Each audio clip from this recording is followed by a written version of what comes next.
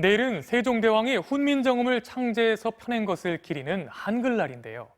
광화문 광장의 이 세종대왕 동상이 다시 한번 차벽 속에 갇히게 됐습니다. 광복절에 이 앞에서 대규모 집회를 열었던 보수단체가 개천절에 이어 한글날에도 집회를 신청했는데요. 코로나19 방역을 위해 경찰이 이번에도 차벽을 설치하기로 했습니다. 손하늘 기자가 보도합니다.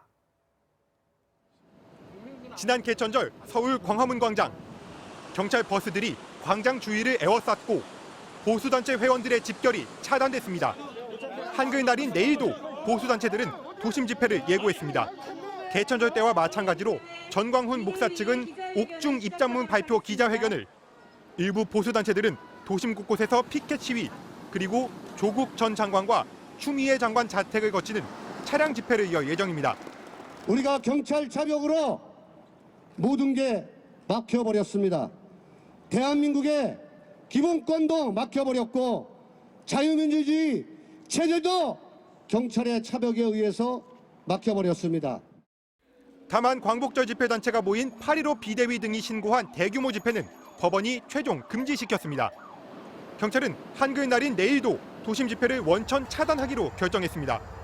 SNS 등에 올라온 글들을 분석한 결과 보수단체의 집결 규모가 개천절 때보다 더 클 걸로 예상되기 때문입니다. 불가피하게 차벽, 경찰, 폴리스 라인 등 차단 방지 조치를 해야 할 것으로 지금 판단하고 있습니다. 다만 오늘 경찰청 국정감사에서 과잉 공세가 아니냐는 지적이 잇따르자 수위를 일부 낮추는 방안도 검토하겠다고 밝혔습니다. 경찰은 오늘 오후부터 도심 일대에서 차벽과 차단벽 설치 작업에 나섰습니다. 광화문 광장 한 복판에 있는 세종대왕 동상입니다.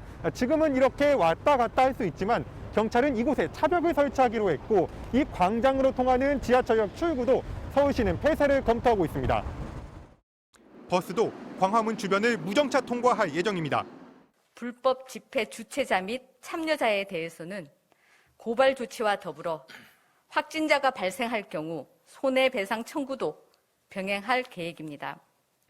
경찰은 광화문 차벽의 위헌 논란에 대해선 지난 2009년 당시 서울광장 차벽은 2주 동안 모든 통행을 막았기 때문에 위헌 결정이 내려진 것으로 광화문 차벽은 불법 집회 참가자들의 진입만 막고 있다고 밝혔습니다.